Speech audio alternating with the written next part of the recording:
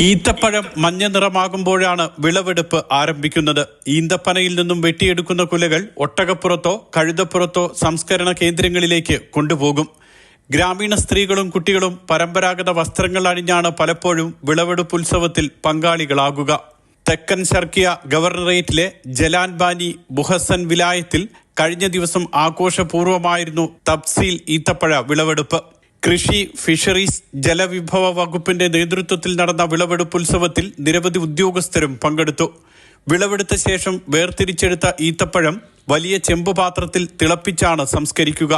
20 minute വരെ ഇത്തരത്തിൽ തിളപ്പിക്കണം. ഇത്തരത്തിൽ വേവിച്ചെടുത്ത ഈത്തപ്പഴം 5 മുതൽ 10 ദിവസം വരെ നേരിട്ടുള്ള സൂര്യപ്രകാശമേറ്റ് ഉണക്കിയെടുക്കും. പാകത്തിന് ഉണങ്ങിക്കഴിയുന്നതോടെയാണ് ഈത്തപ്പഴം വിപണിയിൽ എത്തിക്കുക. ഒമാനി ഈത്തപ്പഴത്തിന് പ്രാദേശിക അന്താരാഷ്ട്ര മാർക്കറ്റുകളിൽ ആവശ്യക്കാർ ഏറെയാണ്. ഇന്ത്യ ഉൾപ്പെടെയുള്ള ഏഷ്യൻ രാജ്യങ്ങളാണ് ഒമാനി ഈത്തപ്പഴത്തിന്റെ പ്രധാന മാർക്കറ്റ്. Mathrubhumi news, Muscat.